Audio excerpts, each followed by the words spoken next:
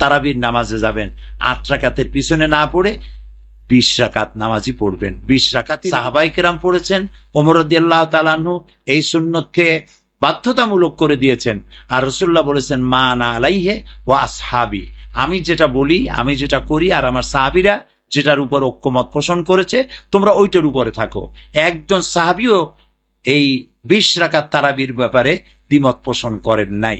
সুতরাং 20 রাকাত তারাবির নামাজি পড়ুন, জামাতে পড়ুন, ঐক্যবদ্ধভাবে পড়ুন। আর শেষ রাত্রিতে সেহরিতে যখন উঠবেন, ওই সময়টায় তাহাজ্জুদের নামাজ, সারা বছর তো পারেন না অনেকে, এই সময়টা তাহাজ্জুদটাও আদায় করে নিয়েন।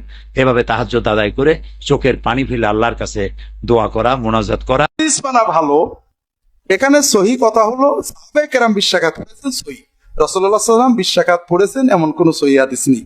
তবে এখানে কথা আছে, অনেকে মনে করেন জোহরের নামাজ 4 রাকাতের জায়গায় কি 6 রাকাত পড়া যায় নাকি? তাহলে তারাবির নামাজ 8 রাকাতের জায়গায় 10 রাকাত কি করে পড়বো? কথাটা এরকম না।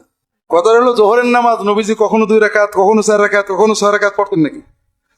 জোহরের নামাজের রাকাত তো ফিক্সড, আর কিয়ামুল লাইলের রাকাত ফিক্সড, কখনো 2, কখনো 4, কখনো 6, কখনো 8। রাসূলুল্লাহ যে 12 পড়েছেন এটা সহি, 8-এর বেশি পড়েননি এটা ঠিক না। 8 পড়েছেন, 10 পড়েছেন, 12 পড়েছেন। 12-র উপরে পড়েছেন কোন সহি রিওয়ায়াত নেই। কিন্তু 12ই পড়েন আর 8ই পড়েন আর 2 রাকাতও পড়েছেন। হুযায়ফা ইবনুল ইয়ামান রাদিয়াল্লাহু তাআলা বলেন, নবীজি নামাজ শুরু করলেন, আমি সাইডে তার পিছনে ইক্তেদা করলাম।